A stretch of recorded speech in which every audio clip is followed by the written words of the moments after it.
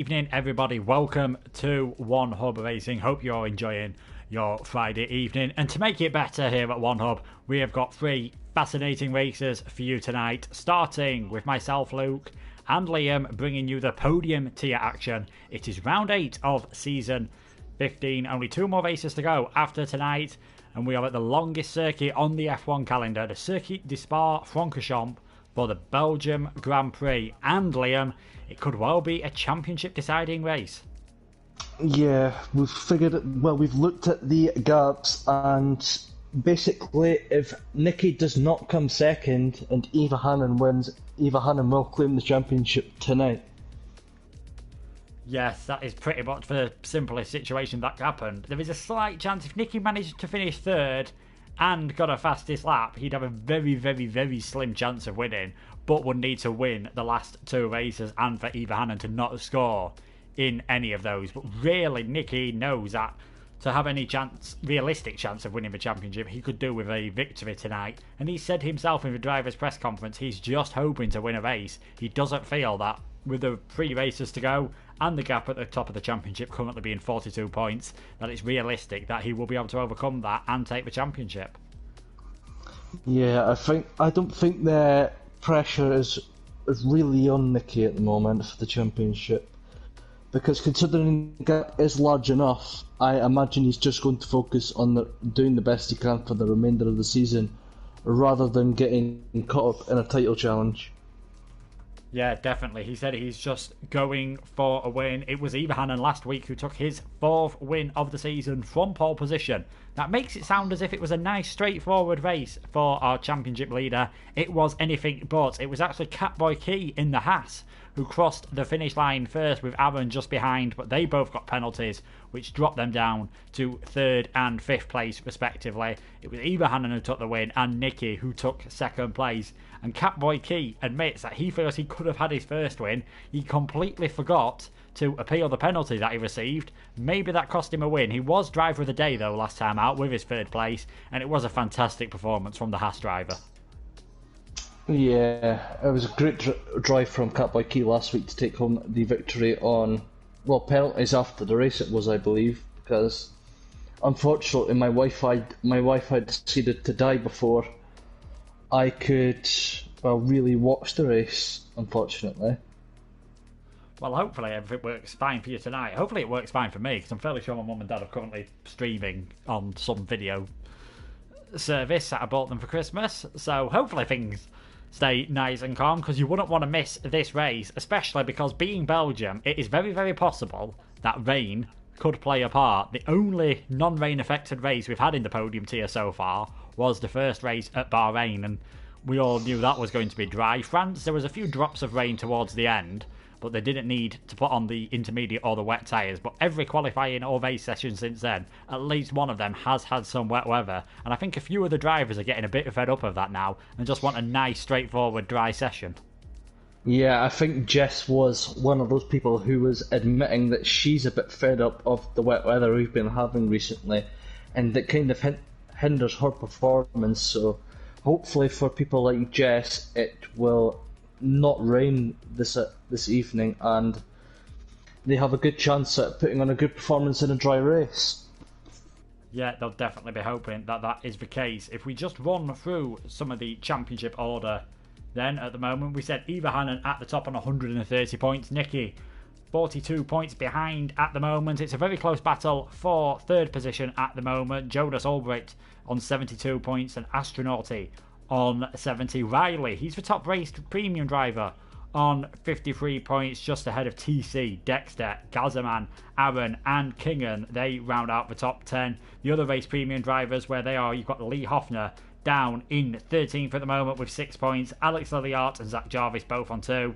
Jess with 1, and indecisive back Stevie Hart, both yet to score. We do have a One Hub debutant tonight in Ponage Town in the Toro Rosso. He'll be hoping to put in a good performance, and quite a few drivers have been talking before the race. They feel if it is an unpredictable condition, some might be able to get their first win of the season and first win in any league racing. Astronauti said he's done well over 100 races. He's never won one. Alex Lilliard, who we've seen in wet conditions, he's pretty handy. Maybe he could surprise us all. Was involved in an incident last time out with Lee Hoffman, and that really ruined chances of him getting a good result.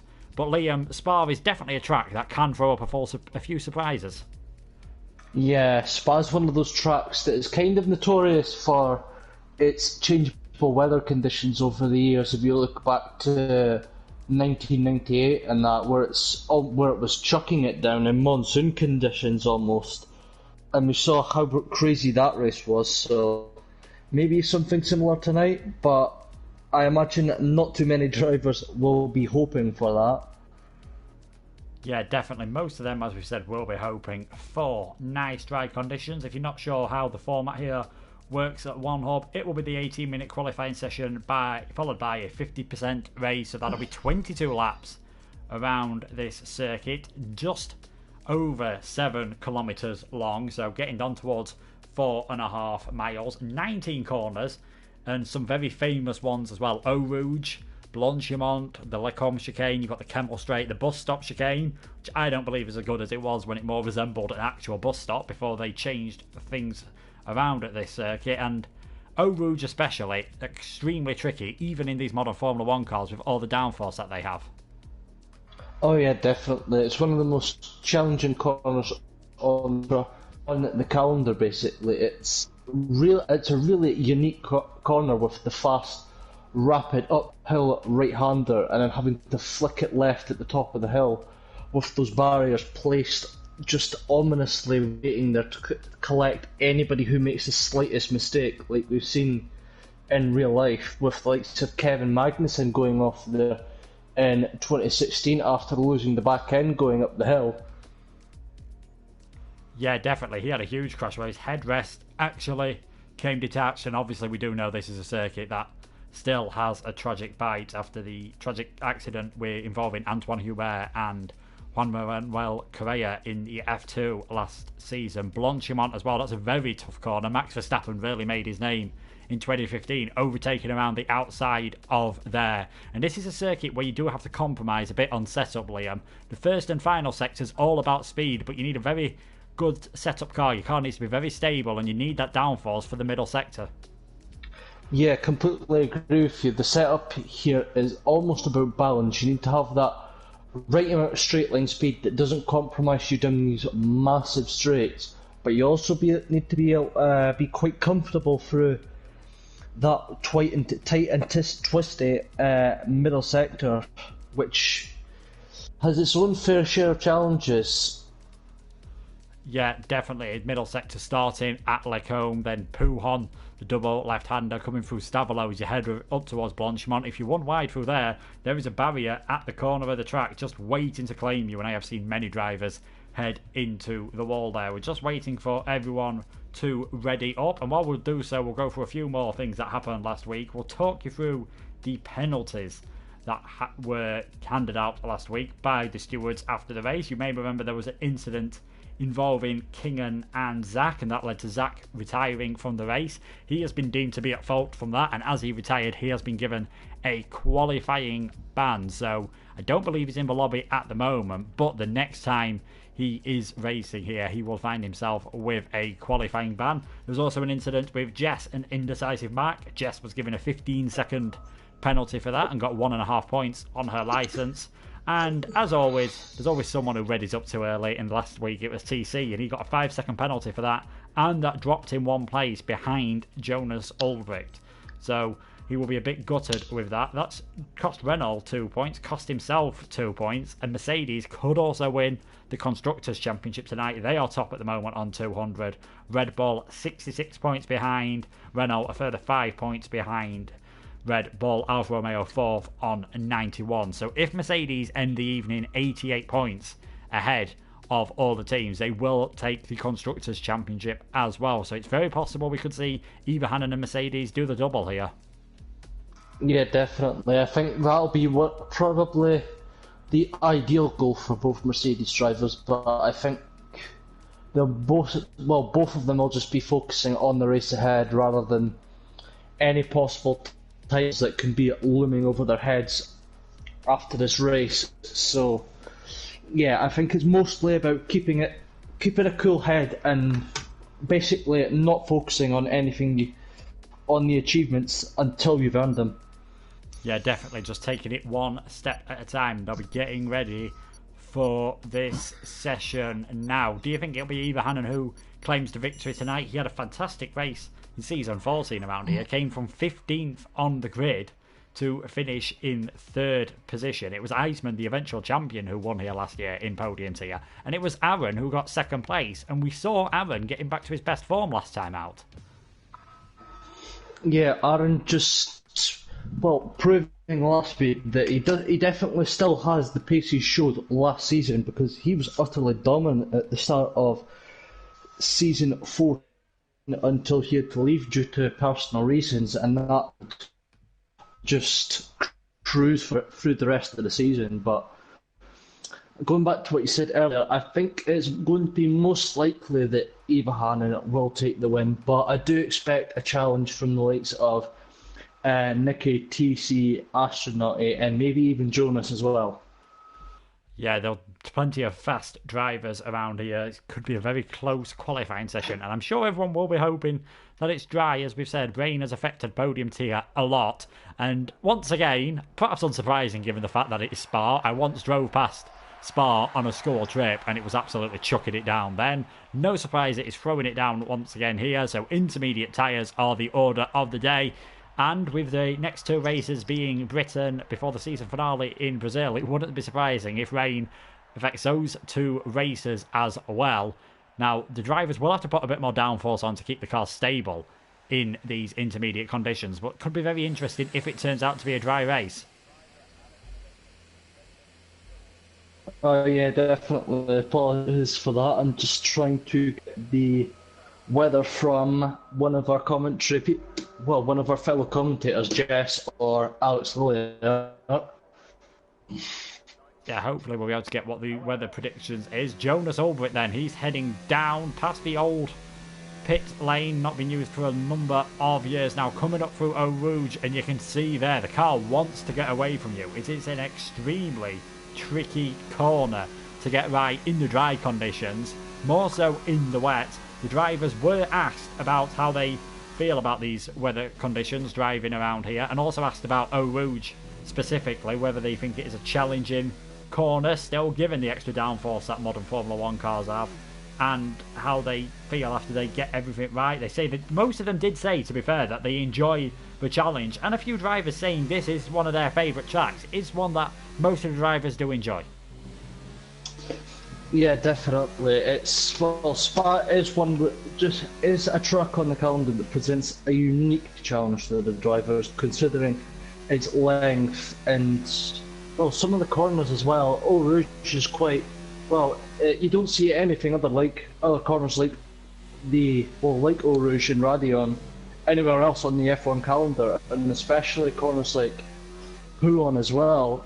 Spa is definitely one of those unique tracks on the F1 calendars, and a lot of people do enjoy driving around it, but in these wet conditions it is quite the challenge to drive around. Yeah, most certainly. So let's see what Jonas Ulbricht can do. We'll follow him around then for the first hot lap, as he's going to come towards the bus stop chicane now, one of the corners that was mentioned in the steward's briefing as being one to watch, along with La Source, especially on lap 1, Eau Rouge, and the whole of the Kemmel Straight with that extremely long DRS zone. No need to worry about DRS though this time around as they head down the pit straight, with that being disabled because of the conditions, heading into turn 1, taking it nice and steady. You can see just short shifting slightly there as a few of the cars are coming out of the pit lane. We've got yellow flags in sector 3. I think that's just for Stevie Hart, who's got it a bit wrong coming out of the bus stop chicane. You can see there Jonas nearly losing the rear end onto the Kemmel Straight, scene of that famous Hakkinen Schumacher pass 20 years ago. Coming down towards the braking zone then for Lecombe, nearly 200 mile an hour at the end of that straight, even in these conditions. Shows how fast modern Formula 1 cars are then. The end of Lecombe, heading down to turn 8, the Bruxelles chicane. Got to be careful with the downhill nature of this. Braking slightly too late can send you running well wide. Turn 9, it's all about getting it just right here for the run down to Pujon. That curb can be very unforgiving on the corner. If you end up on the grass like Pastor Maldonado did a few years ago, you will probably end up spinning towards the barrier, especially when it is wet. Pujon, not really as much of a challenge as it used to be in the dry, but you can see Jonas still having to be very careful here in these conditions, as he's got Catboy Key just ahead of him, who is on an outlap, coming through the chicane at 12 and 13. Paul Frere and Stavilo next. 14 and 15, the double right-hander need a good exit through here because it's all about getting momentum, as we see yellow flags up at Eau Rouge. Luliar is out of these sessions, so I think Eau Rouge has claimed its first victim of the evening, and apologies for the interruption, Luke, but we have got the weather forecast in from Jet Games, and it looks like it's going to be wet for the majority of the race until the last few minutes of the race almost. It looks, the last section of the race looks like it's going to dry up a bit, so it's going to be a changeable conditions race yet again. Yeah, and I'm sure that's cheered up a lot of the drivers seeing that, though. It could make it interesting with the two-stop strategy that they have to do at one hub. Do they risk making both of their two stops on the intermediate tyres, or do they wait until the end of the race to make their final stop and change to the dry tyres? That could really make the difference here. We've got more yellow flags in the final sector. That is for Riley, who has gone off at Blanchimont, I believe. I think he's clipped a wall somewhere, and if he's clipped a wall at Blanchimont, he's done very well not to end up writing the Alfa Romeo off, so he'll head back to the pits and try and get another run in. Let's see what Aaron can do. Second here last season. Jonas at the moment fastest on a 156.441. To give you an idea of how wet the conditions are, last season's pole was a 143.4, and we would expect faster than that in dry conditions here, given how much time the drivers have had to practice with the game. So you could say they're between 13 and 14 seconds off full dry pace. So intermediates definitely the tyres to go for, as you can see that drying line around this circuit. And given what we've seen about the setup, Liam, with the weather conditions, what would you go for in terms of car setup? Would you maybe put a bit more downforce on to give you that stability, or would you strip a bit off knowing that you'll have the top speed down the Kemmel Straight and that'll make it a lot easier to overtake? I think it's down to personal preference, really. If you're willing to take the risk for load the dry setup and hope for it to dry up quicker than it will, for it to dry up before the last few laps, and that's completely up to them. But we'll put them at quite a disadvantage through most of the race, so it's quite the gamble. So I think a lot of drivers will play it safe and go for the wet setup, considering it's going to be wet for most of qualifying and most of the race. Yeah, I think Indecisive Max summed it up perfectly in the pre-race interviews, where he said you've got to get that balance of straight line speed and stability. In these wet conditions, it does make that balance a bit easier. I think the rain is still coming down, but I'm not sure if it is actually easing off slightly. If it eases off anymore, we might see someone take a risk with the dry tyres. As Stevie Hart, he's now gone off at the top of Radian. Thankfully, all four corners of that Ferrari still remaining on his car. Jonas over it then, still the fastest. Lee Hoffner second at the moment in the Haas. Astronauti in third position. The main title contenders, Eva Hannon and Nikki, yet to set a lap, although there is still a mathematical chance at least that Jonas and Astronauti can still win this championship, but they really need tonight to take a victory. In fact, I think Riley can still mathematically win it as well. He just needs to win the remaining three races, set the fastest lap on them, and hope Eva Hannon doesn't get any points. So it's possible, but it's about as possible as Leicester City winning the league again. Yeah, but remember that happened. I remember when Leicester City won the league, it was 5,000 to 1. So you never know what happen, especially in sport. In esports, it's an unpredictable world. You know what's going next. Yeah, definitely. I think Murray Walker summed it up best when he said anything can happen in Formula 1, and it usually does. I think we've just seen Indecisive Mac facing the wrong way. Yeah, it was a bit right now. There is facing the wrong way at the top of the this video's preference, well, it was used to get by Nick with Nick. Considering he's Eva Hannon's closest champion, yet he's still 40 points, and you've been close to him most of the season. Are many chances that you regret that you haven't really taken throughout.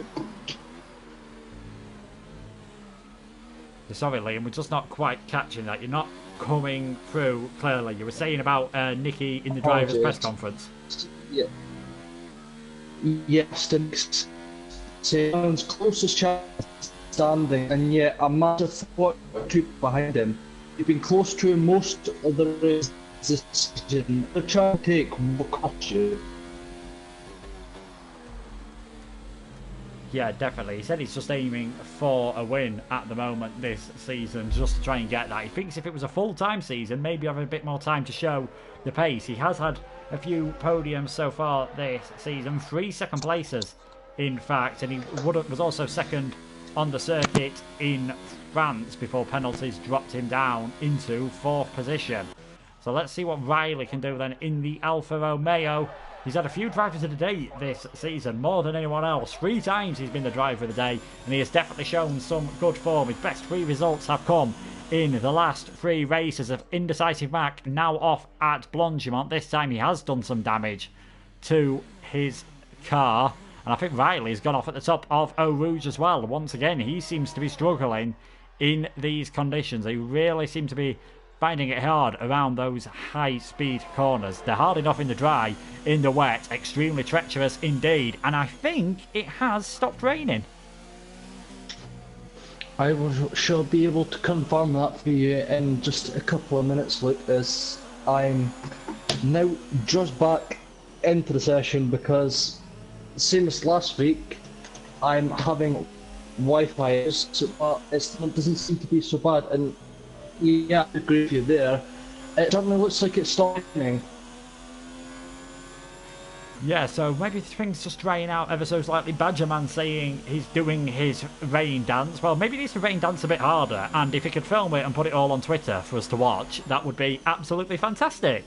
And if you want to hear more from Badgerman, you'll be able to hear Austin and Owen commentating on the Precision tier at 7:30, and then Alex Lilliart, he'll be commentating at 8:30 on the Pinnacle tier, as Riley just about keeping it pointing in the right direction as he came from Stavolo there, well held by the Alfa Romeo driver. It looks good, but it's definitely not the quickest way around the circuit, and we'll just follow Eva Hannon round. Let's see what he can do. Jonas still fastest by just over a tenth from Lee Hoffner. The Red Bull's doing well.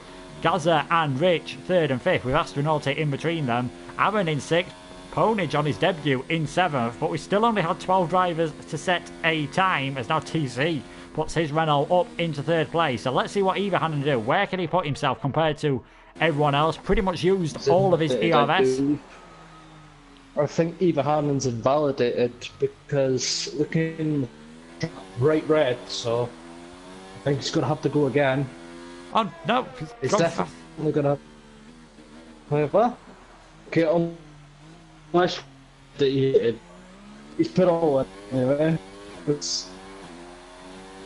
Yeah, so Eva Hannon there going fastest with a 1:56.1. Interestingly, it says Astronauti going for the soft tyres and maybe Indecisive Mac as well. So this could be the time for all these drivers to quickly head into the pit lane, get a set of soft tyres on. If you're near the back, you've not really got anything to lose. Nicky should definitely be thinking about going that. He's gone purple in the first sector, but he's not set a time. Thankfully for him, this is a circuit you can overtake on. Eva Hannon was last in qualifying last season and managed to get a podium. He'll be hoping that tonight he doesn't have to do that. Nicky will be hoping he can get himself further up. We'll just see him coming through Pouhon. We've got more yellow flags in Sector 2, and I think that's just for Eva Hannon recovering to the pits. Are we going to see anyone brave the soft tyres? Because it definitely, there's a dry line appearing and the rain has stopped. And if you get this timed absolutely perfectly, you could find yourself getting on pole position. And every driver who's qualified on pole this year has taken the race victory, which makes it sound like the races have been pretty boring, but I can assure you they've been anything but. Yeah, got to been absolutely anything but boring. I'm Cowboy Keith, Decisive Mac, and Astronaut are all in the pit. All soft tyres fitted, bolted onto the car. So those three look like the most likely to go out on the dry tyres for the moment. So just keep a quick eye out. And Nicky goes on pole for 1 minute 55. Almost just under 6 times quicker than behind in a second.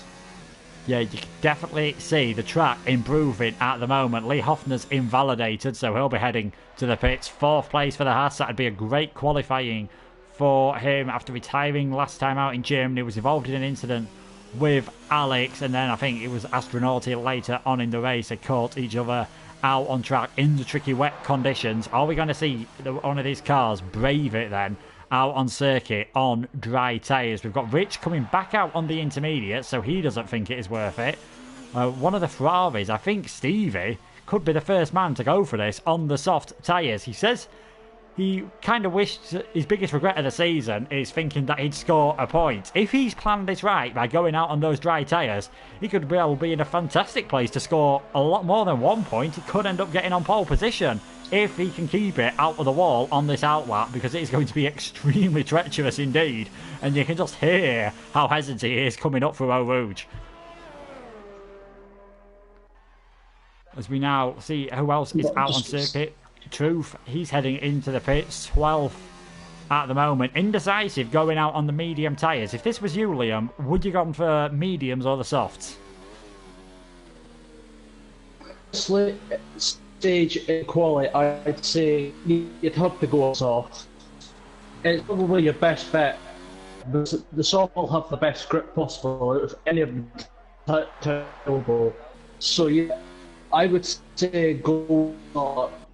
It's definitely done what you think is best for you, really. Yeah, I can tell you which tyre isn't best, and that is the intermediates. DRS has now been enabled, so if you're one of those that have gone out on the intermediates, you're going to find yourself dropping a long way down the order. One of those is Riley. He's not even halfway around the lap yet, so he's not going to have enough time to go out for another outlap, as we've seen a yellow flag again in Sector 2, and I think that is Indecisive Mac. Those medium tyres not giving him the grip that he needs this time around. Has he done any damage? No, thankfully. Everything is on the Williams, as just ahead of him, Gaza has retired. So it is definitely tricky, and he was on intermediate tyres, and you can see just no grip. Just stricken rebel of Gaza into the ankle bears. So just the lack of grip available. Yeah, he's just ended up throwing it into the wall there. So let's see, what can Stevie Hart do? Gaza actually saying he tried to go on softs and it put him onto intermediates. He's in 6th place at the moment.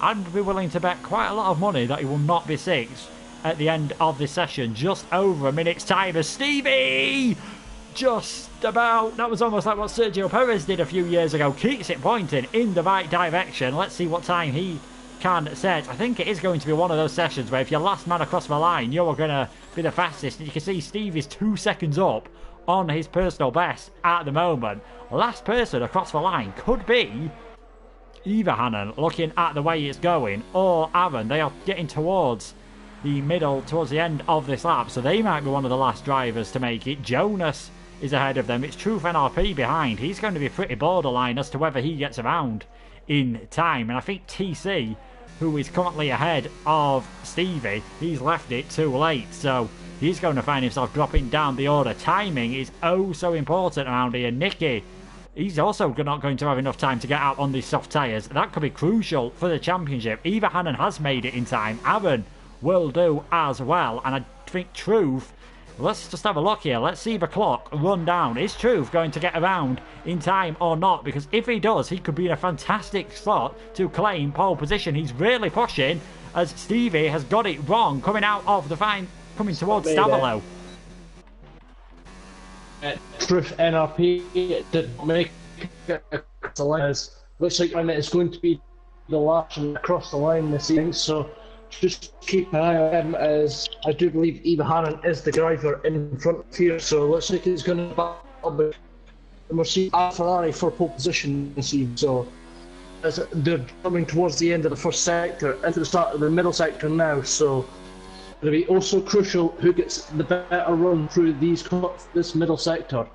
Yeah, we see Riley has gone off on the intermediate tyres. Indecisive Mac had gone off just ahead of him. He's still going to be able to set a lap time, which will put him ahead of Alex. And we've got one of the Toro Rossos, I think, getting caught up in this. And that'll be Ponage Town as he's trying to set the lap time. He's going to be first man on the soft tyres to set a lap time. So this is going to be good enough for provisional pole position. I think he got quite badly held up there. And it's a 146.0. Jess just behind, only managing a 150.8. So could Ponage get pole on his debut here? I'd be very surprised if he does. What is Dexter going to do at the moment? He's 9 seconds up on his personal best. That is how much time you gain on these dry tyres. As you can see there, Dexter with a 146.015, instantly beaten by Lee Hoffner. This time is just going to start coming down now. You can see Jonas Ulbricht, pole position 143.999. Can Eva Hannon get it? Championship leader across the line, heads towards the finish line. It is P1 for now. Aaron behind. Can he beat him? No. He goes into third position. That will be qualified over.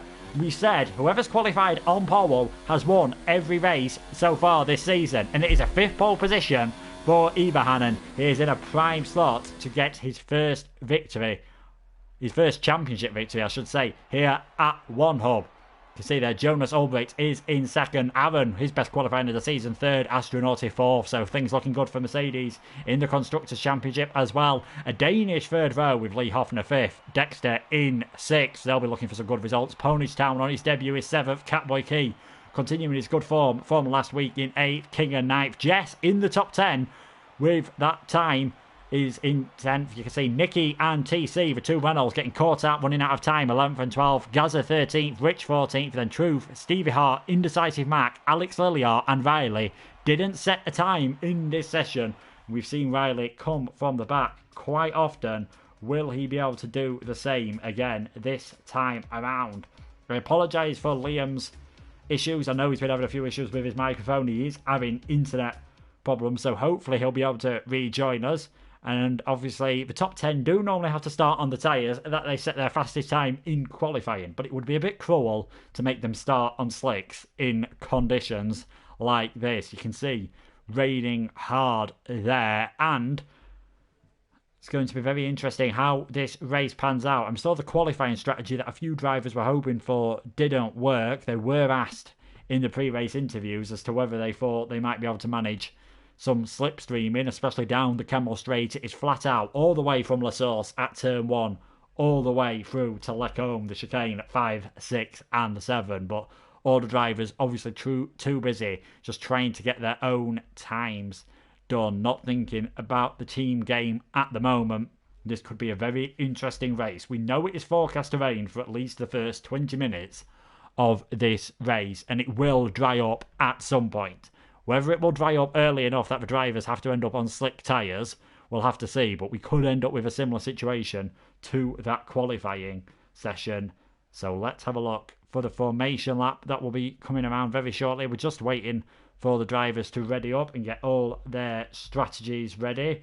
We'll have to see what they can go for this time around, as it does look like the lobby's actually having a bit of a glitch, so we may have to wait for quite a bit longer here. So just waiting to confirm what is happening with the admins in the chat. So apologies for this. Just adds to a bit of drama. Just imagine it's a bit like a real Formula 1 race when it's wet and they have to wait 5 minutes because they've decided that it's too wet for everyone to run around the circuit.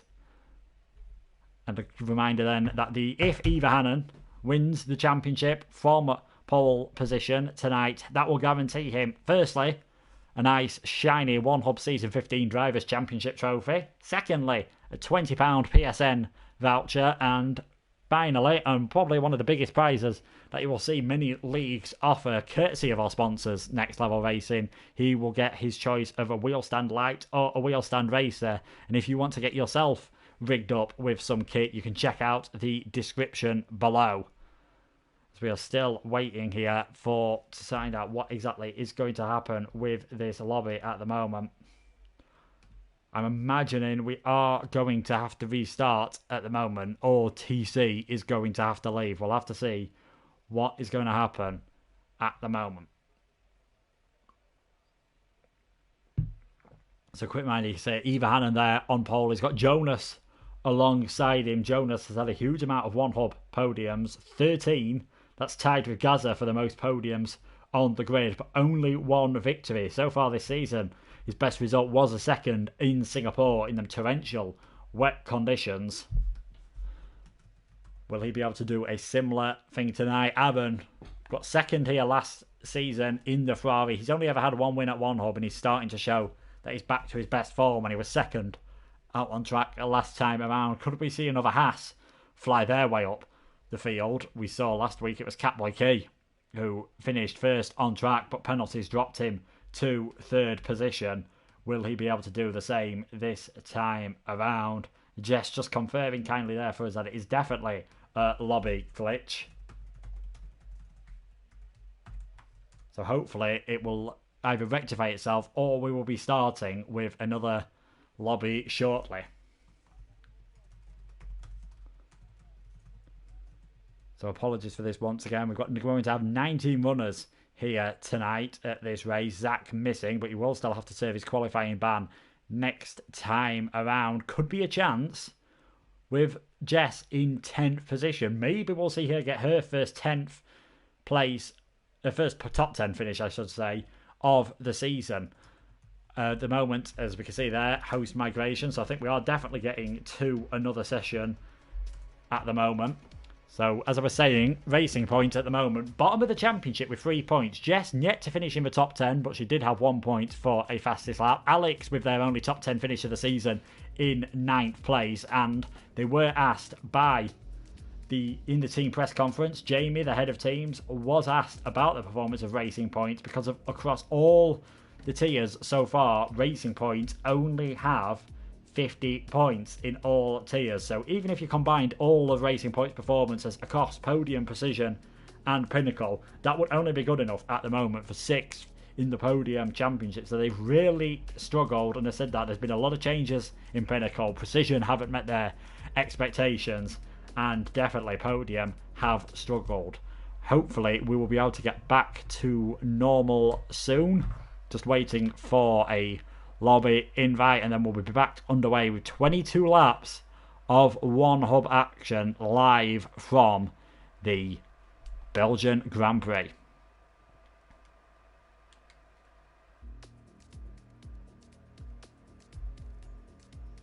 Yes, a reminder of the championship situation for the drivers. Eva Hannon 130 points, Nikki 88. So that 42 point difference. If it's 52 points by the end of tonight, Eva Hannon will be the champion as he has more wins than Nikki. He's already got 4 wins. Nikki can only get 3. So a win for Eva Hannon. Nikki has to finish 2nd or 3rd with the fastest lap. Obviously, if Nikki wins or finishes 2nd, then it will carry on to next week no matter what.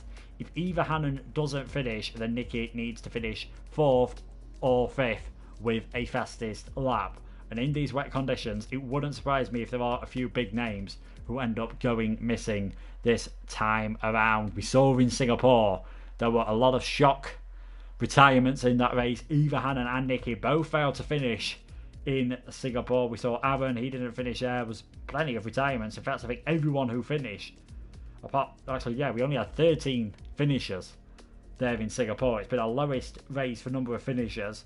And in that race, we had everything from dry conditions, intermediates, full wets for about 1 or 2 laps before heading back towards dry conditions at the end of the race. Reminder of the weather for here tonight is going to be intermediate conditions for the start of the race, light rain that will continue up until at least 20 minutes, but it may dry out towards the end. And with the strategies, that could be oh so important. The drivers were asked what they thought strategies they were going to go for if it was dry. We did expect most of the drivers to go on either soft, medium, or soft, medium, depending on how long they can get the tyres to last. All that goes out the window now. Intermediate, soft would be an ideal strategy if they can get their sets of intermediates to last long enough for the dry conditions to come into play. If not, they may have to make 3 pit stops. But it's no point debating about that until we know exactly what the weather conditions are going to be like. And I don't have a crystal ball. You don't have a crystal ball. So we're not able to predict that at the moment. And Mac did say his strategy all depends on what the weather gods have in store for us. So we'll take this opportunity to actually go through a bit more of what some of the drivers said. They were asked what their biggest mistake of the season so far was, and I think it really shows how much driver confidence can play a big part in the championship. You've got Jess, Indecisive Mac and Stevie Hart down towards the bottom. They're really feeling a bit downhearted at the moment about how they're doing. Stevie obviously thinking he'd get a point, that'd be his biggest mistake. Indecisive just saying signing up was a mistake because he's had no luck. His best finish at the moment was an 11th place. He's been involved in quite a few incidents at points in races, not necessarily 100% his fault, I must say, like last week for example, involved in that crash with Jess where Jess got penalised. That has just really stopped him having any chance. And Jess saying Singapore was one of her mistakes. She lost a wheel while trying to correct a slide. So yeah, even Catboy Key in Bahrain, he said he spun when he was in the points. He lost his confidence, and you can see it's taking him a bit of time to get that out. So we've had one prediction in the chat on who's going to win the race, and that is Austin, who said he thinks Jess is going to win. So I'm going to stick with a more conventional prediction. I do feel with his starting position at the moment, Eva Hannon could end up taking the championship tonight with a victory. He seems very calm in these wet conditions. It could be all fall apart at Eau Rouge though, or La Source even, on lap 1. We'll have to wait and see. If he wins the race, Nicky is going to have to recover from 11th to 2nd place to end up taking the victory. So to end up keeping the championship, in contention for next time around. You can see they're just actually setting the weather to custom at the moment, just to make sure we still have the intermediate conditions. So hopefully it won't be too long before we're getting underway with our 19 drivers. Renault's going to have to recover from 11th and 12th, and Red Bull from 13th to 14th if they want to keep the Constructors' Championship battle alive. So Mercedes looking good in that, with Eva Hannon on pole and Astrodorti in the top 5 as well. Can Jonas get his first victory? Can Aaron get his first victory of the season? Aaron has scored every point so far for Ferrari. His 5th place last time out was his first finish since the French Grand Prix at round 2. Every race he's finished in, Aaron has scored points. Unfortunately for him, 2 races he's not been able to start, and he's had 2 retirements. That is why he's down in 9th at the championship at the moment on 26 points. But if he keeps his form up, he could move his way up. Riley, he might also be looking to move his way up in the championship, although he's going to have it all to do tonight. Currently 5th on 53 points. He is, though, the top Race Premium driver. And if you want to find out more about Race Premium, you can check out One Hub in the description below. You pay yourself £10. You get guaranteed entry for 2 seasons, so you might as well go for it, seeing as it's £5 for the season entry fee. And you get a few more bonuses as well. As we can see now, the drivers are getting ready again. Hopefully we'll be able to get underway then with 22 laps for round 8 of the One Hub podiums here very shortly.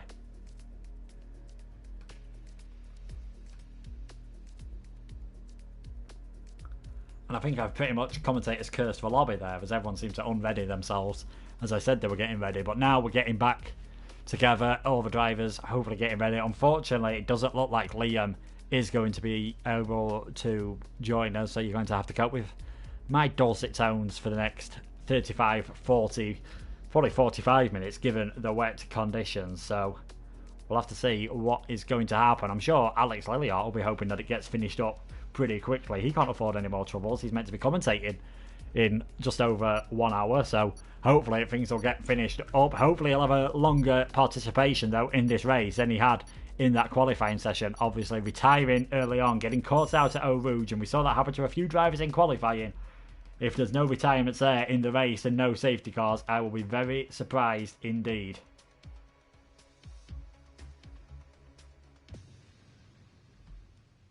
There we go. We're just waiting now for everyone to get ready. They're all seem to be readying up pretty much straight away. They're all eager to get underway. to see what the weather is like actually when we return. Will they have set the weather to custom, or is it going to be dynamic? And I'm sure a few drivers will be hoping, as Austin says, the weather is back to dynamic. So it might not be raining, although it is Belgium. So it's very possible around here that it will still be raining. Or we're going to get bright, beautiful sunshine, which will change things up for a lot of the drivers. We've got Colin Jerd saying he thinks Aaron's going to have a good race. There we can see it's bone dry conditions, which I'm sure is going to please a lot of drivers. So we'll have to see how that's going to affect the strategies that they're going for. It'll probably just be a more conventional two-stop. Everyone will be on fresh tyres, but the top 10 will have to start on soft tyres, given that is what they qualified on.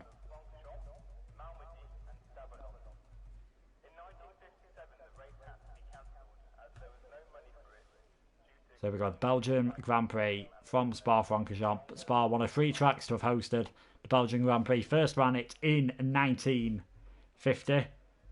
And I'm judging by... I've just seen Jess send me a message saying yes in big capital letters. So I'm going to judge by that it's going to be dry for the entire race. So we could have 22 laps of flat-out racing here, as we're now just waiting for everyone to get readied up. Thankfully, TC has been able to, so hopefully everyone will be able to get themselves back to normal, and we should be able to get underway with a formation lap before the race underway. And thankfully, Jess just confirming there that it is going to be dry all race. So, Austin, you better get your rain dance going, but I don't think no matter how hard you put that hula skirt on and start dancing, it is just not going to be raining this time around.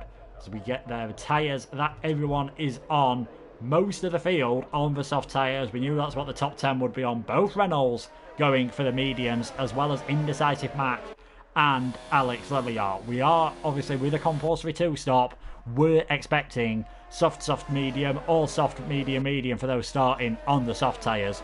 Those on the mediums, it will either be medium, soft, or medium, soft. Of course, safety cars or anything could affect that quite badly. Ivahanen getting some support in the chat here. If it finishes as it starts, he will be the champion, and for the second one-hole podium season in a row, a Finn driving a Mercedes will be the champion. If that's almost some motivation for Valtteri Bottas, if he's watching. I doubt he is, but you never know. You never know what might be happening. He's not exactly got much else to do at the moment, although thankfully the F1 season will be starting soon. What can Nicky do though? 11th place in the Renault, TC just behind. They need to move up the field, as do Gazaman and Rich, if they want to keep the Constructors' Championship alive. Nicky, on those medium tyres, might be a bit slower in the first couple of laps, but what I imagine he'll be hoping to move his way up Jess, King and Catboy Key and Ponage very shortly. We'll have to see how it goes. What can both Reynolds do? Red Bull's behind on the soft tyres. It's very close between them for second and third in the championship, so even if you take Mercedes out of it, Red Bull will be hoping to move their way up through the field. And Riley quite often seems to be having to move his way up through the field, as we see Indecisive Mac has actually got it wrong on the formation lap, but thankfully no damage done. Quick donut and round he'll go and be able to get the race started and take part here. You see Ivahanen just bringing him around to the grid. Can he take the victory here today, which will almost certainly be enough, with Nicky starting down in 11th to take the win. If he wins, Nicky needs second position. Jonas looking for his first win since returning to the podium tier. Aaron as well. Astronaut, he's never won a league race. Will he defer to his teammate knowing that there's a championship to handle? Will he try and take his first ever league victory? Will we see someone come from further back? Ponage, 7th on his debut. Bit of an unknown quantity. Never raced at one hub before. We'll have to see what he can do. Just waiting now for Indecisive Mac, the final car to line up on the grid. And then the lights will come on and we will get underway here for round 8 at one hub, the Belgian Grand Prix. Engine notes rising. Wait for the lights to come on. There's a view of the man who could well be king in about 40 minutes time. There we go, the lights are now coming on. We've got 4 lights, 5 lights here at Belgium. And we're underway. They weren't held for very long there. And it's been a cracking start by Jonas Ulbricht. Eva Hannon's had a nightmare of a start. So Jonas in the lead already. Eva Hannon very late on the brakes. Takes that lead straight back. And oh, Jonas clipped by Aaron there. He got a bit wide on the curve. That was nearly a Coulthard style accident. We've got some damage there. He's dropped well down the field. So that is Aaron up to second. Lee Hoffner in third. Everyone now climbing up through Eau Rouge. It's still Eva Hannon in the lead, but he's being challenged by Aaron. Astronauty trying to get past, as well as safety car. And well, I said hopefully for Alex, he will last a bit longer in the race than he did in qualifying. And unfortunately, lap 1, Eau Rouge has proven to be tricky again. Truth NRP with big damage. It has been a nightmare start for the McLarens. I'll have to see if Jonas has actually got any damage. And yeah, missing part of his front wing there. The right end plate completely missing. So, disaster for McLarens. They're going to be a very busy pit crew, but we expected a safety car at some point in this race. And it has happened straight away. Eva Hannon just holding on to his lead from Avon, and Lee Hoffner just holding on to third from Astronauty. I feel we'd have seen a few position changes into Lacombe if the safety car hadn't come out. We'll see who the big winners were on that lap. TC gaining 4 places, as did Indecisive Mac and Riley. Riley always got on a first lap. Jess losing 7 places, so Racing Point had a bit of a disaster, and Austin's prediction has gone from unlikely to almost impossible, although stranger things have happened than drivers winning from 17th. I think Schumacher's won from 16th here on the grid, and you know, I think the record is 22nd or 23rd, John Watson in 1983 at Long Beach, I believe. Don't quote me on that, but it is very possible to win from quite far back, and there are plenty of overtaking opportunities around here. We'll see if Jess has actually got any damage, because she has dropped a long way down the order. No, thankfully she's got all the bits of carbon fibre that she needs on that Pink Panther. So only 1 retirement, but we're going to see a lot of pit lane action. Is anyone going to go for new tyres? There we go. Eva Hannon making a very last-ditch jump into the pits. That has promoted Lee Hoffner into the lead of this race. TC staying out on the mediums, as does Nikki, but most of the soft runners have come into the pits. It seems to be only Lee Hoffner and Ponage that have stayed out on those soft tyres, as Truth has been disqualified from the session for blocking the pit lane. So things going bad to worse for the McLaren team here. So Truth is out of this race. So we've already lost 2 drivers, as the new race leader, Lee Hoffner, for the 2nd race in a row. We've got a Haas in the lead of this race, and after the start of the season they've had, I'm sure they wouldn't have expected us to say that. Well, Lee Hoffner in the lead, Ponage 2nd, the 2 Reynolds up to 3rd and 4th. Indecisive now in 5th. He also decided not to pit, but everyone else did pit.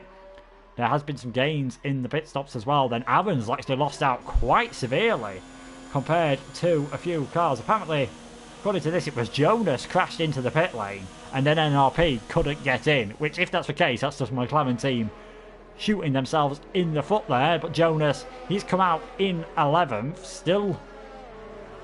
Actually, he's not fixed his front wing.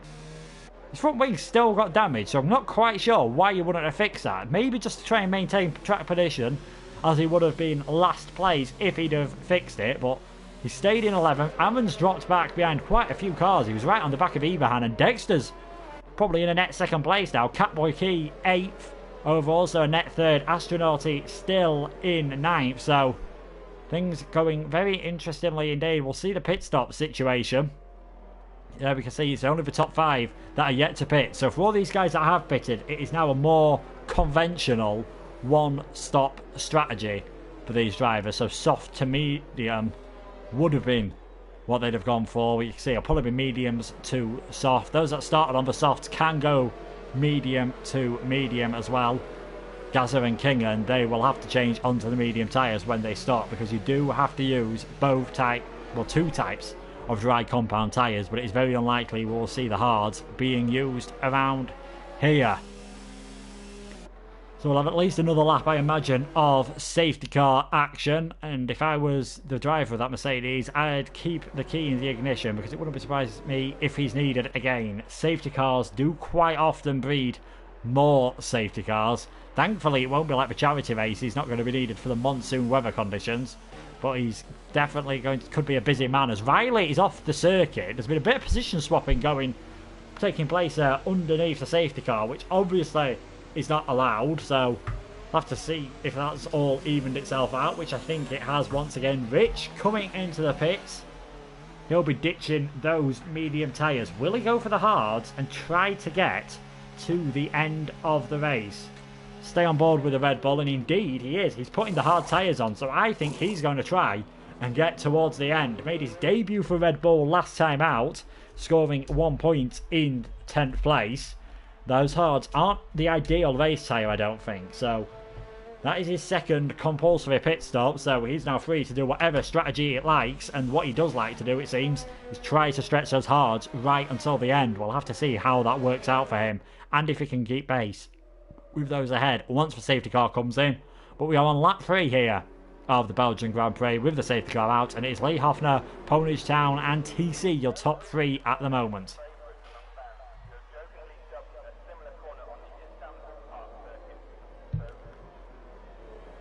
Yeah, neither Renault pitting, obviously after starting on the medium tyres. Neither did Indecisive. He decided his best bet was just to stay there. He said he's not had a point yet this season. Only driver who's been here since the start who's yet to get a point. His best result was an 11th place, and he might not have a better chance than tonight. But he's got one championship contender ahead of him in Nicky, and the championship leader right behind him in Ivan. And so I'm sure he doesn't want to interfere in the championship battle too much, but he's obviously entitled to stay battling with these guys as much as he possibly can once the safety car comes in, which I'm guessing will be at the end of this lap, and then Lee Hoffner will take over and he will just decide when to go for it.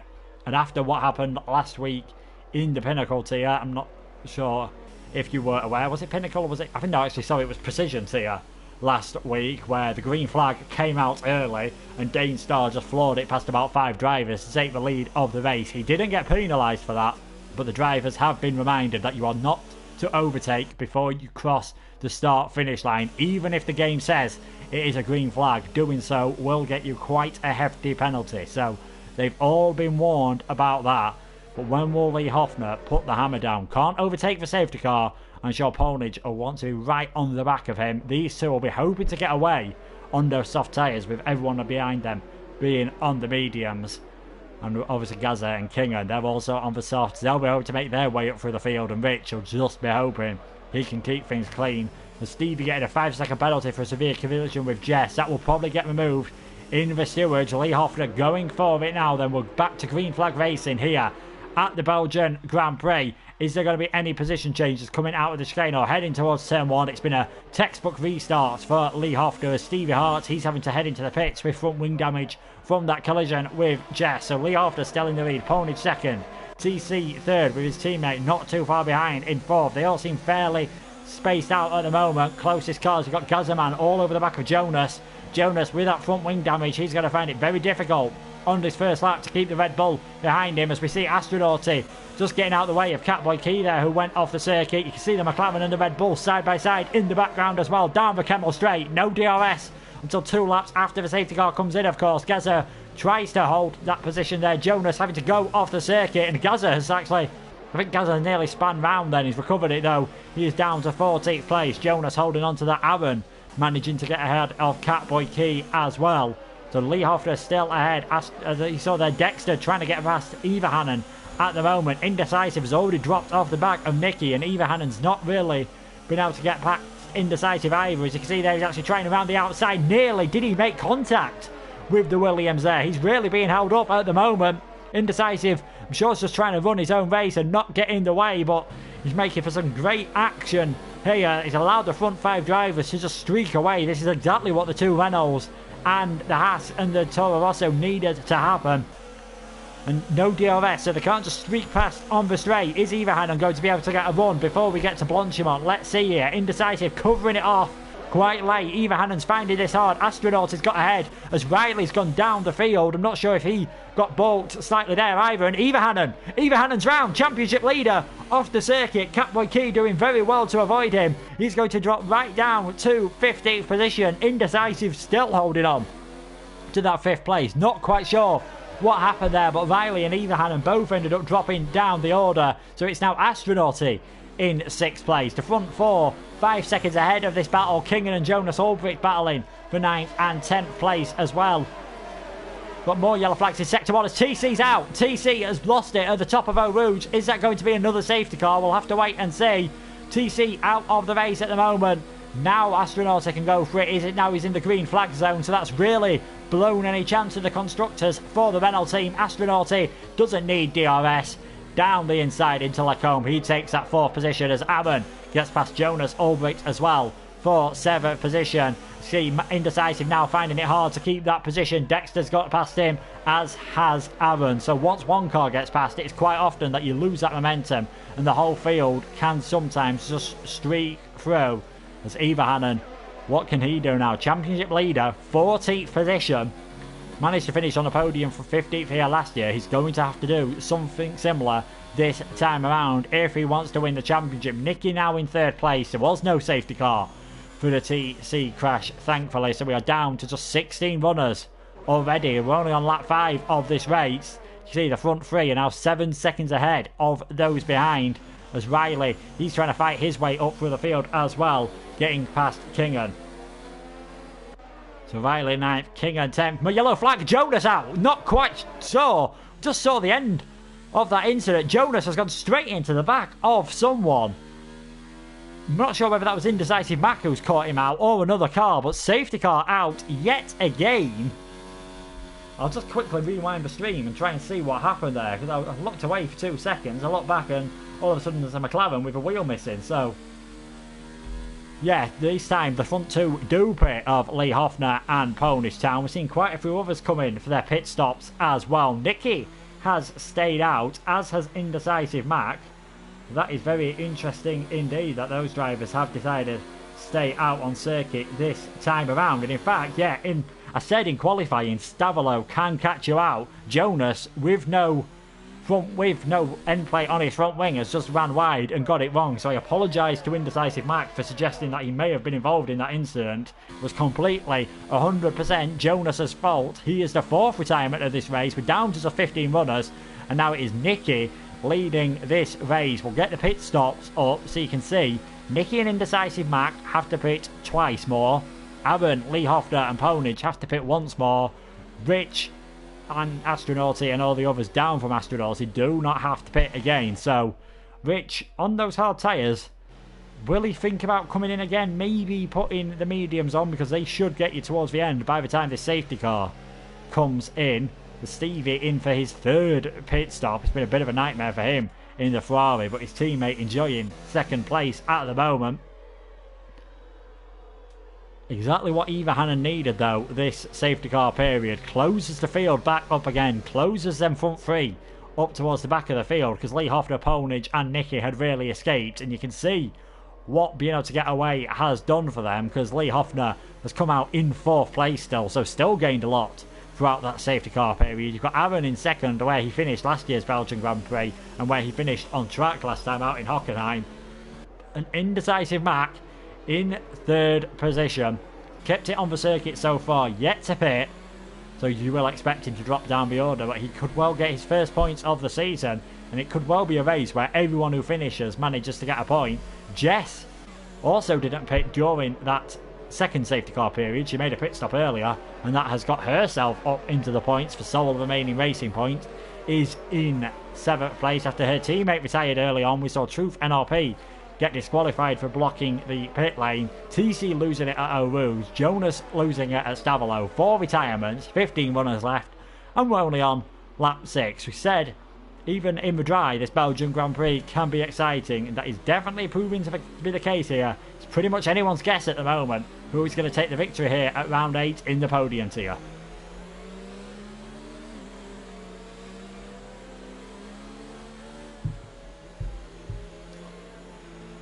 So we'll probably have another 1 or 2 laps again. What is Nicky's strategy going to be at the head of this race? 10 places up from his starting place, yet to pit on the mediums. Can he get away from Aaron, Indecisive, Lee Hoffner and Ponage, those behind him who are on the medium tyres? Aaron's are only slightly fresher. Lee Hoffner and Ponage have quite an advantage on tyre life. Rich on the hards will probably still struggle in the opening few stages with tyre warm-up, as might Gazaman, King and Stevie Hart. They've also gone for the hards, so these are all planning not to pit again for the rest of the race now that they've done their compulsory 2, or in the case of the Ferrari on screen at the moment, 3 pit stops already. Maranello boys have been kept very busy by Stevie. Aaron, his teammate's only been in once. That's got him second place at the moment.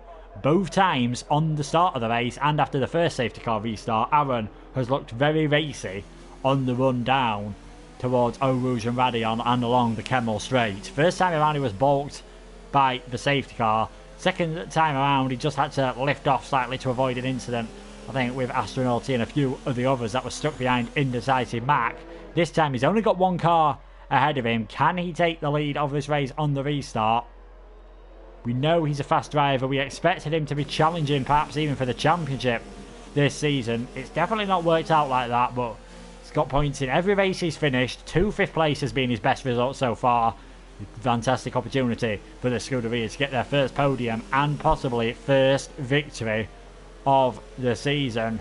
Nicky yet to have a win. Indecisive yet to have a point. Lee Hoffner saw his teammate get a podium and drive for the day last time around. He'll be hoping for something similar here at Spa. A safety car coming in this lap. Just to let you know that there is now the Precision Tier Action live, their qualifying session underway. If you actually want to watch that, I mean, I'd suggest watching it after this race has finished, but I'm not sure why you'd want to get away for some fantastic action here at Belgium. Still got 15 laps to go. Hopefully there'll be 15 racing laps. We'll have to see what Nicky can do, as he looks as though he thought he was going for it then. It's a bit frowned upon to go for it and then slow down, but no. As soon as we get out of the bus stop, he's going to have to go to avoid Aaron being all over the back of him. So we're about to go racing again here at Belgium with 15 laps remaining. It's going to be Nicky in the lead, then Aaron, Indecisive, your top 3 at the moment. Thankfully no one's got any penalties for collisions under the safety car this time around. See already Astronauti straight down the inside of Jess. He's really not messing around. I'm not sure if Jess has made a mistake there because she's lost 2 places straight away and it's going to be free as Gaza has got past the racing point as well. So a disaster restart from Jess. Catboy Key trying to go round the outside before we get to Eau Rouge. Has Jess got damage? No, I've wondered if Jess had damage there, as Eva Hannon's really been balked by the racing point going slowly. And Kingan says thank you very much, as does Riley, and Eva Hannon's off again. Championship leader in the wall again. Somehow all his wheels are still attached. He's right at the back of the field. He's surely going to have to pit for damage. Things going bad to worse for him.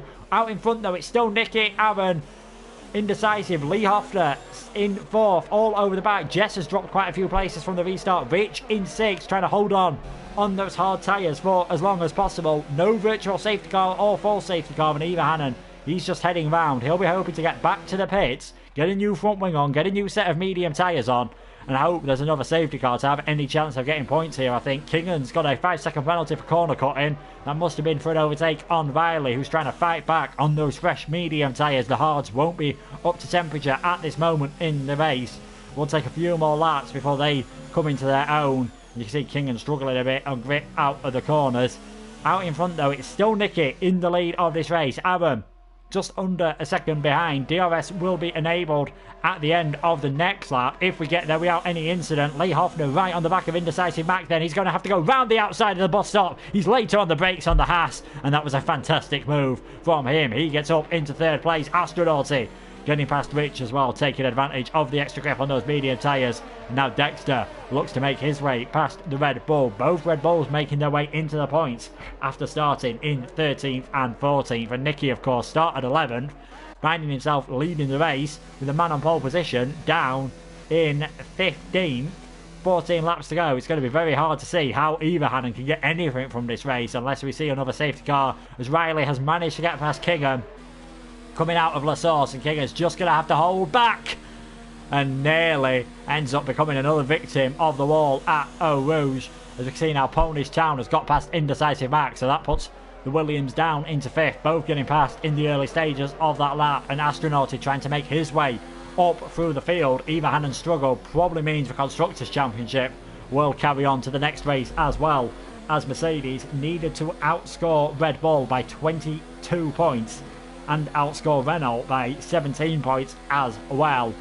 With both Red Bulls in the lower ends of the points at the moment and Nicky leading, it looks unlikely that will happen, but Murray Walker said anything could happen in Formula 1. Indecisive loses it and Astronautic out. Well, that's definitely not going to win the Constructors tonight then by the looks of things. Astronautic in the wall. I think Indecisive just lost it slightly and Astronautic's been spooked by that. Ran wide, slammed it in the barrier. So virtual safety car. Not a full safety car, which means Eva Hannon won't be able to gain up to the back of the field. So, though his teammate has crashed, he hasn't done as big a favour as Nelson Piquet did for Alonso. Not suggesting there was anything untoward. That was obviously just a complete accident as we've gone green again. But Eva Hannon down in 15th and the other Mercedes out of this race. We've got more yellow flags. Dexter and Gaza out of the race there. That's on the run down to Blanchimont, them two have come together. Are we going to see another safety car? They're dropping like flies here. Are we going to even have 10 cars left? We finally got to a stage of the race where DRS has been enabled and Aaron right on the back of Nicky now. Indecisive heading into the pit, so I do wonder if they did make contact, Indecisive and Astronauti. They were down to just 12 runners now.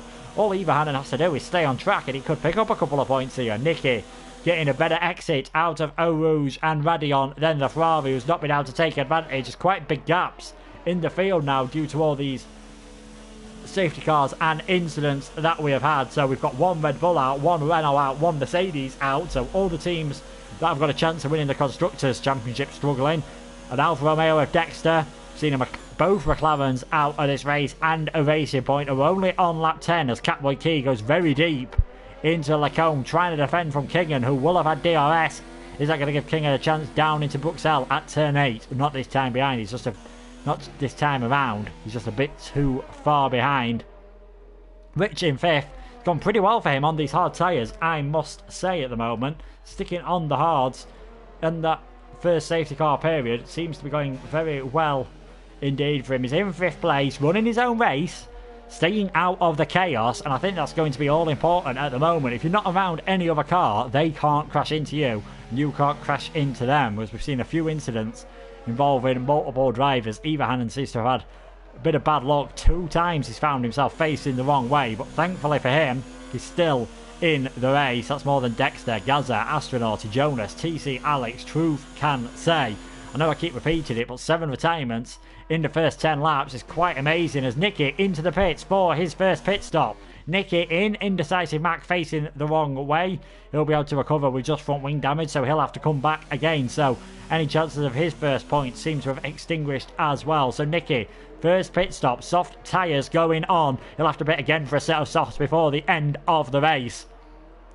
Needs to take advantage of Eva Hannon's issues here and get as many points as possible, but he's actually going to come out of the pit lane in 8th position, just behind Kingan. So that is now Aaron leading the race. We saw Riley set the fastest lap, but Aaron has to pit, Lee Hofner has to pit, Ponage has to pit. You can see Rich, he's leading out of those that don't have to pit. On those hard tyres though, expect Rich to struggle and Riley to try and catch up. He's 4 seconds behind. If he can get those mediums to last to the end, we could very well see Riley's first win at one hull. He's had 5 podiums and his pace and consistency has been slowly getting better. He was at the back of the grid, let's not forget, 19th.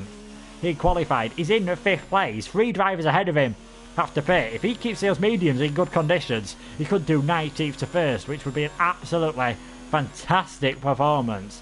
But still a long way to go. We're not even at the halfway stage of this race yet. It is now Aaron leading from Lee Hofner, then Ponish Town, Rich, Riley, Catboy Key, Kingan, Nicky, Stevie Hart, Jess Gamer, Eva Hannon, Indecisive Mac. All the runners left remaining in this race. Nicky on those soft tyres, trying to get past Kingan on the hards, who's driving the widest Williams here in Belgium. He's been learning from his teammate, I am sure.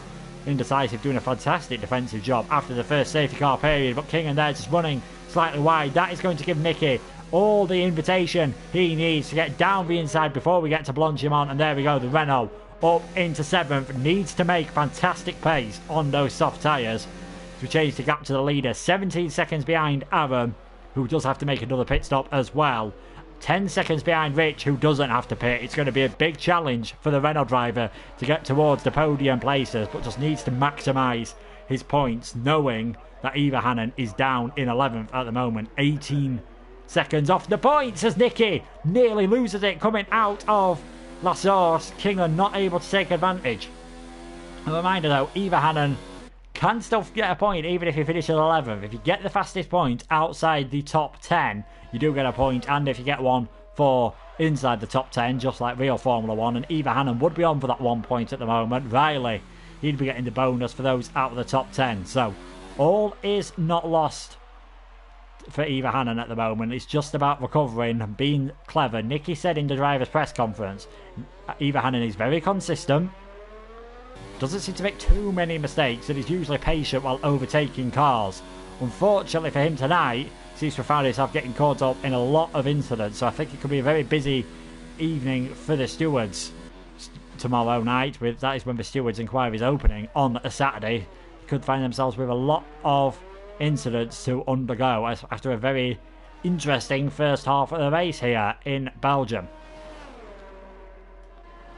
So when will Aaron come into the pits on those medium tyres? How long can he go? Can he go long enough to get onto another set of softs towards the end? That is going to be the question for him, because he really needs the softs to have that pace towards the end and maximise his results, as Nicky taking full advantage of them softs again before we get to Blanchimont. Seems to be so quick coming through Stavelot, and Nicky now in 6th position. Riley's got the gap down to 3.2 seconds from Rich. Rich doing a pretty good job on those hards, I must say. Doing better than I expected him to do. He's holding the gap at about 1.5 seconds to Ponish Town ahead, who must be thinking this is a dream debut for him. Qualified in 7th position. Didn't pick during the first safety car period. Did during the second. And after everything that has gone on, has managed to get himself up in a potential podium slot at the moment. Toro Rosso currently only scored 17 points all season, and they could be on for another 15 here tonight. That would move them up ahead of Williams as things standing. Haas have only had 25 points, and 15 of them came last time around. They could be on for another 18 at the moment. So we're seeing some of the teams that aren't necessarily towards the top of the Constructors' Championship having their day in the sun here, with Ferrari, Haas and Toro Rosso 6th, 7th and 9th respectively. Eva Hannon setting the fastest lap of the race as he tries to recover and get himself into the points. He's caught up to under 10 seconds now, that gap to Jess, and I expect him to move his way past her. Will he be able to get those mediums to last so he can get past Stevie Hart ahead of him? We'll have to wait and see. And there could, of course, be more incidents. The field a bit more spread out now, but it's very easy to lose it through Eau Rouge and Radion as the tyres begin to wear out. Lee Hofner then, 1.4 seconds behind Aaron. We'll just go on board with the Haas driver. He's got 4 fresher lap tyres and then the cars in front of him, and they both have to pit, as does Ponage Town behind. As you can see, Lee Hofner drifting his way through the bus stop chicane. Full points for Style there. Not sure that's the quickest way around. Didn't seem to affect him too much miraculously, but he'd have been wanting to try and catch up. I'm sure he was braking as late as possible to try and ensure he caught up to Aaron to get within that DRS zone, but nothing doing this time around, as Nicky, unsurprisingly, fastest lap of the race on those soft tyres. Riley is his next target. And how long will it be before Nicky comes into the pits again? I think around about lap 16 or 17 we'll see the Renault in for his second scheduled pit stop. If you don't make the 2 pit stops, as we've seen Carlsberry do this season and a few others do before, you will get yourselves disqualified. No ifs, no buts. So you need to be careful and remember to make that second pit stop. Nicky now trying to reel in Riley. You can see he pulled 3.5 seconds off of Catboy Key, who's managed to get away from Kingham. And Rich, 2 seconds ahead of this man. We'll watch on board then with Riley in the Alfa Romeo. He's had a driver of the day 3 times this season. And if he gets himself a podium, he could well be looking good for number 4. Down change and lift as we come through Pouhon there, obviously, as the tyres are beginning to wear, and they've still got some of the fuel. They'll have ditched most of their 105 kilos that they are allowed at the moment. Spa, not really the heaviest track on fuel consumption. You do have that long flat out section, but not as bad as some more stop start circuits, for example Monza and Canada, where you have the harsh braking zones and heavy acceleration being the big features of those circuits. That really does drink fuel in the engine. It's not as bad when you're consistently at high speed. All these lead cars seem to be closing up to each other at the moment. Top 5 separated by 8.5 seconds with just 8 laps remaining. With the top 3 still having to pit, it is anyone's guess who is going to end up victorious here at round 8 of season 15 in the podium tier at one hub. Rich and Riley looking in the prime position so far. Will the hards last on the Red Bull, and will the mediums last on the Alfa Romeo? You'll have to stay with us to find out.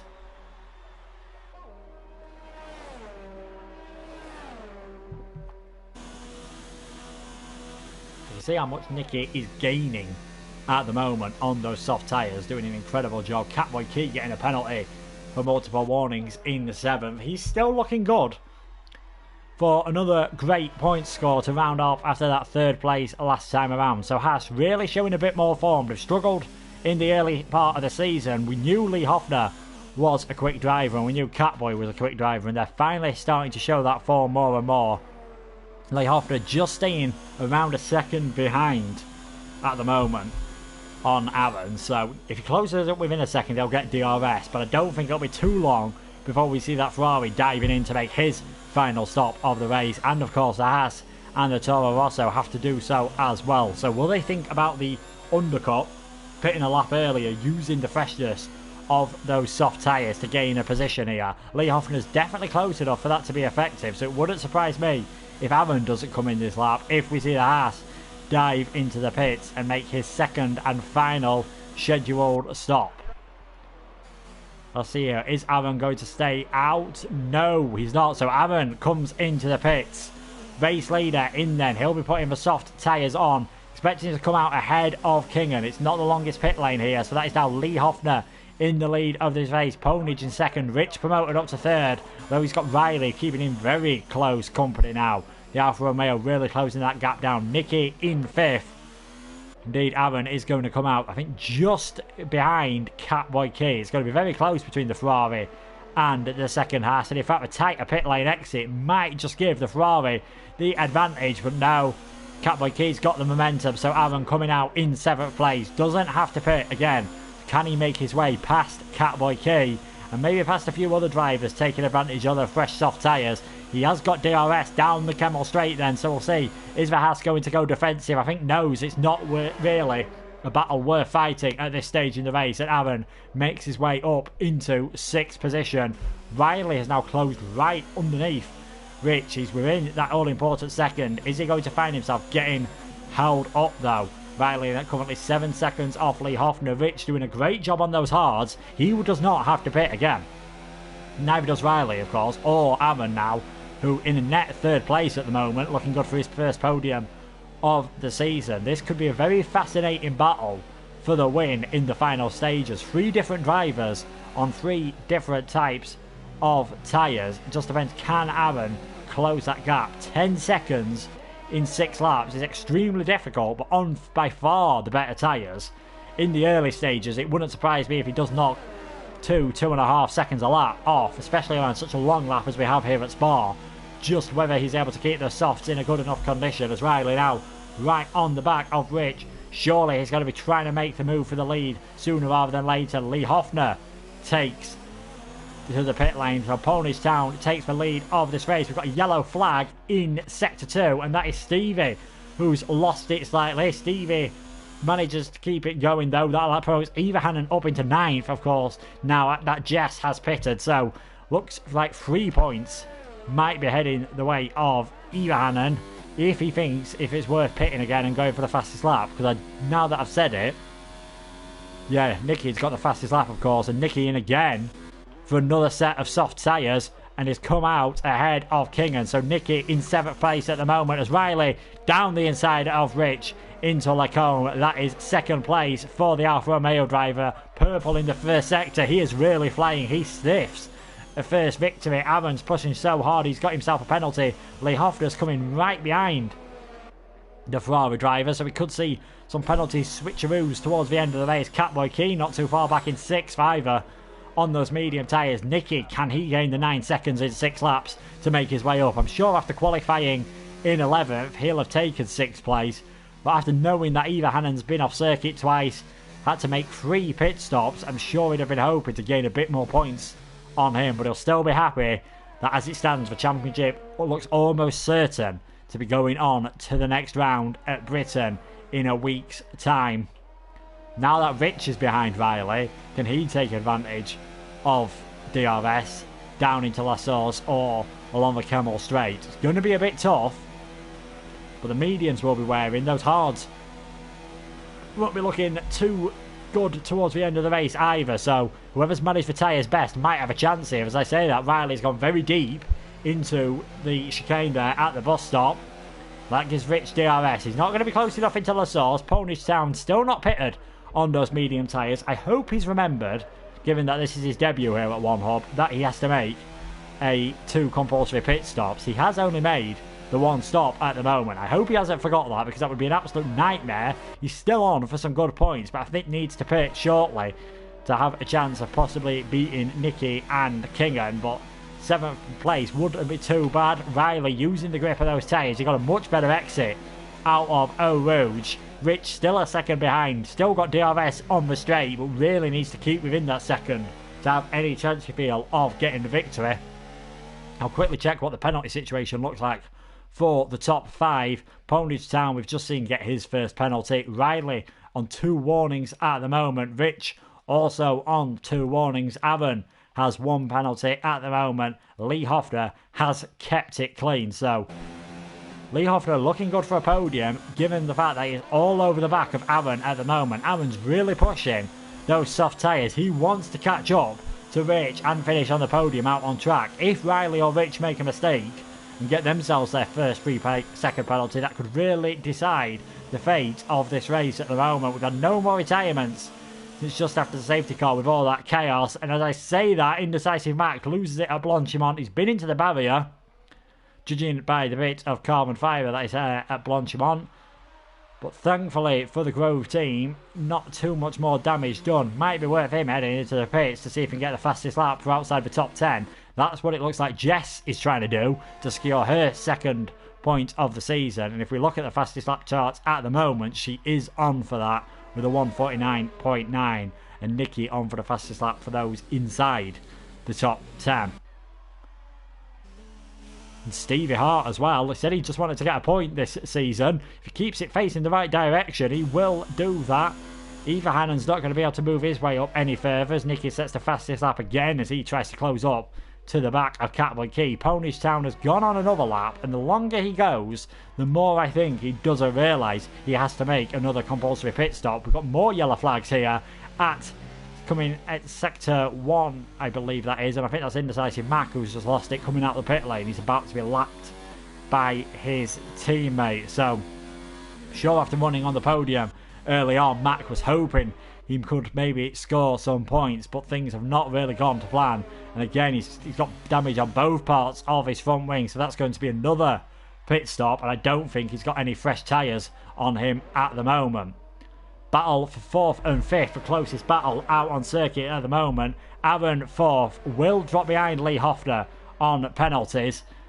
The Haas driver is going to get his best finish of the season, and this is pretty much a battle for a podium slot, because Ponish Town either has to pit and drop way behind these guys, or he will get disqualified. So you can see Lee Hofner needs to be careful, doesn't want to lose it now.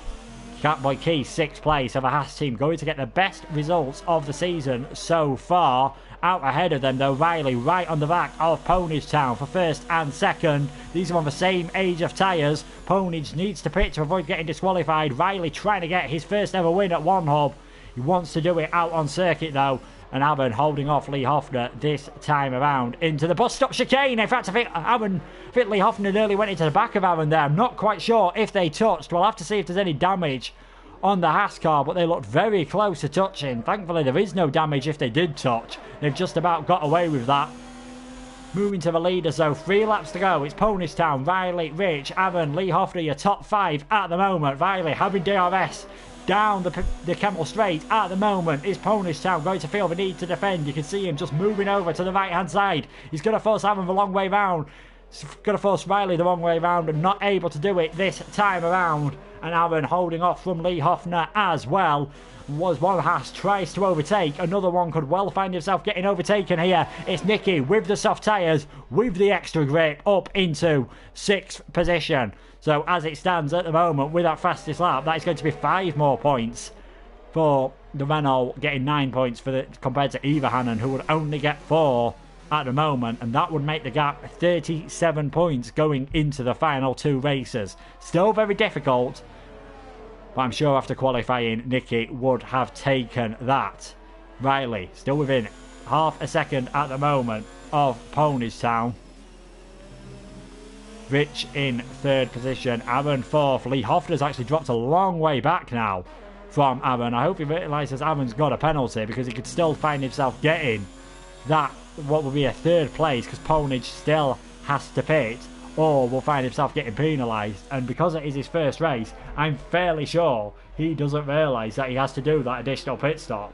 If he doesn't do it next time around, he will get disqualified at the end of the race. So Riley nearly losing the back end there. I wonder if he knows that Vittorio Rosso's only pitted once, because he doesn't need to push that hard, because he looks good for a victory here. Riley, Rich in 3rd, so that's a net 2nd. Aaron pulling away now. Will Lee Hoffner be able to recover and get onto the back of the Ferrari once again? Because it did look as though the Haas did have a bit more pace earlier on. As long as he stays within 3 seconds, that is going to be his first podium of the season, and the Haas team's 2nd in a row after last time around. Riley just a bit further back this time from the back of the Toro Rosso, and Pizza Parker saying very rightly, yeah, if Ponage doesn't pit this lap, he's going to get disqualified because he hasn't stopped twice. If he does pit this lap, he'll come out in 7th place. It's Eva Hannon into the pits again.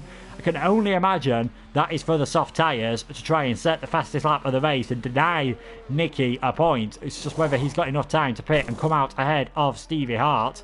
We'll have to wait and see, as Riley still all over the back of Ponage Town. And if these two have a tangle, could we see the Red Bull of Rich, who pitted twice under that first safety car period?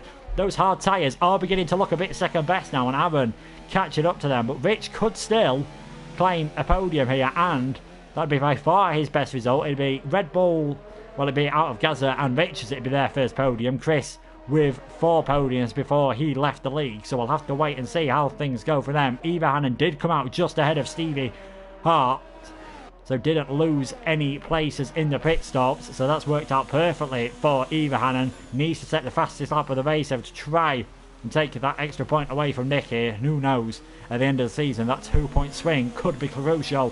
Final lap of the race then. Ponage hasn't pitted, so he's out of the picture, so it's pretty much Riley in the lead. Rich 2nd, Aaron 3rd, Lee Hoffner 4th, Dicky 5th, Catboy Key 6th, King and 7th, Eva Hannon 8th, Stevie Hart 9th. Jess will get her first point, top 10 of the season, and Indecisive Mac will get his first point of the season if he keeps going until the checkered flag for the fastest lap for those outside the top 10. He's the only driver outside the top 10 at the moment in 11th. DRS open on the Alfa Romeo. He's already got the victory. Can he do it out on track? I don't think he's going to be close enough this time around. Rich really dropping into the clutches now of Aaron. That gap is just over a second. Aaron's more concentrating on just pulling away from Lee Hoffner. With that 3-second penalty that the Ferrari has, that will be enough to promote the Haas driver up into 3rd position after all the penalties are applied. Unfortunately for him, he's not going to get a chance to see his driver stand on the podium. Nicky, good recovery to 5th, Catboy Key 6th, King and 7th, Eva Hannon 8th. Said, but out in front, Ponage Town will find himself getting disqualified.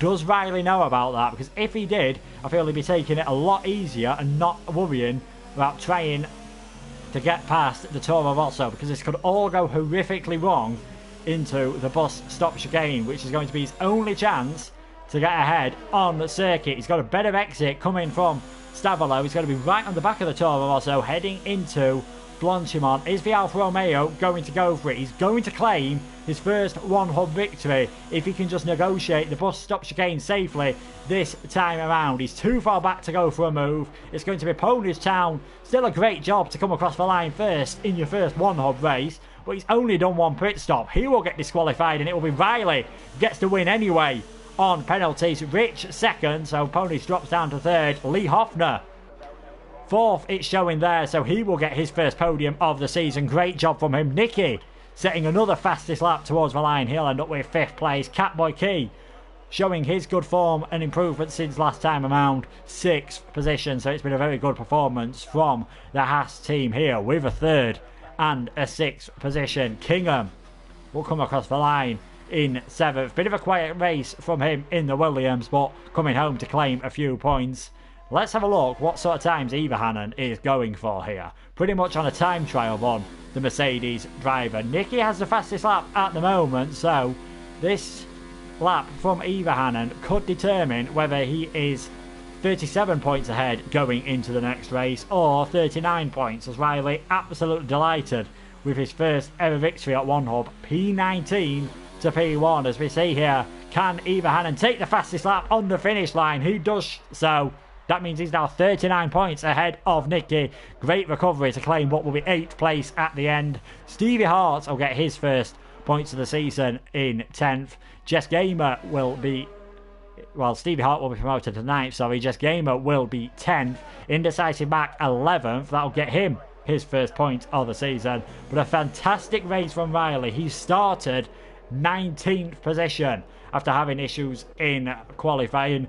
I'm sure he won't be too worried about all the disconnection issues that played the first lobby. He takes his first win of the season. Great job from Rich as well to do pretty much the entire race on them hard tyres and hold on to second. Polnage, he had a chance of getting his best, fantastic result on debut. He crossed the line in 3rd place, didn't make 2 stops, so he will be disqualified, and that will promote Lee Hofner up into 3rd position. But it's Riley with his first ever victory at One Hub and Alfa Romeo's first victory of the season. Great performance from him. 18 places gained from his start place. I'm going to nominate him the driver of the day, obviously, for that, and I think for just keeping the hard tyres in good condition, I'm going to go for Rich as my other driver of the day. He also went up 12 positions as well. So they were your top 2. Ponage will get disqualified, promoting Lee Hofner into 3rd. Aaron, his best performance of the season with 4th, but penalties for the 2nd race in a row, costing the Ferrari a shot at the podium. Nicky recovering to 5th. Catboy Key 6th. Keegan 7th. Ivahanen 8th for getting that fastest lap on the final lap. Could be oh so crucial. Stevie Hart 9th. Jess Gamer will be 10th. Indecisive Mac will also get the point for outside the top 10 fastest lap with 11th, and then Dexter, Gaza, Astronauty, Jonas Ulbrich, TC, Alex Lilliart with a retirement. Truth NRP got disqualified, and you can add Ponage Town to that as well in what was a very dramatic early stages of the Belgian Grand Prix. Qualifying was as wet as you could have liked. Had the issues with the lobby, saving everyone from a wet race, and in the dry, drivers didn't find it any easier. You can see there, 6 retirements, 2 disqualifications. In the end it will be, so only 11 finishes. It doesn't matter how many pit stops you do, as long as you get towards the end of the race. Ivahanen and Indecisive Mac both doing 4 pit stops, and they have been rewarded with their perseverance with some points. What that does then for the Drivers' Championship, as I said, it is now Ivahanen with a 39 point lead over Nicky. Just snatching that fastest lap at the end could be oh so crucial. Actually, it turns out I can't do maths in my head. Ivahanen has a 37 point lead. I apologise for that. 37 points. It would have been 35 if he hadn't got the final lap with the fastest lap. But Ivahanen on 37 point lead now over Nicky. And they are the only 2 who can win the championship at this stage of the season. Riley, despite his win, he's out of it. Although he has found himself, he's now 3rd in the championship, moving ahead of Jonas and Astronauty. After that, Aaron, he's going to move up a couple of places as well. He'll move ahead of Gazaman. Lee Hofner will find himself moving up the order. Catboy Key did incredibly well. Rich will move up. So a lot of drivers with their best results of the season. But most importantly, as we scroll to the top there, Riley, P1 from 19th on the grid. You're not going to see that happen too many times, no matter what leagues you watch, I can assure you. Fantastic performance from the Alfa Romeo driver, and he'll be hoping he can achieve it next time around for another classic Formula 1 circuit. It's the original home of the Formula 1 World Championship. Next week it will be Silverstone for the British Grand Prix. Just over 70 years from the first ever championship race. Will Ivahanen be able to claim the championship that time around? I'm sure he'll be hoping for a more straightforward race than he had here. If you want to check out the Precision tier, now they're just under the safety car on lap 1 at the moment, and in 25 minutes time we will see the Pinnacle tier go live with Alex commentating that. It's Owen and Austin taking us through the Precision tier. Austin obviously predicted Jess to take the win. She didn't get the win, but I'm sure she'll feel as happy as the winner, getting her first top 10 finish of the season. So thank you everyone for watching and commenting on the stream. Thanks for Liam for commenting with me earlier, but obviously he had a few connection issues. Hopefully he'll be able to get that sorted next time around. Thanks also to our sponsors, Next Level Racing. You can check them out in the description below, and I will see you same time, same place for what I'm sure will be another dramatic one hub podium race for the British Grand Prix next week. Good night.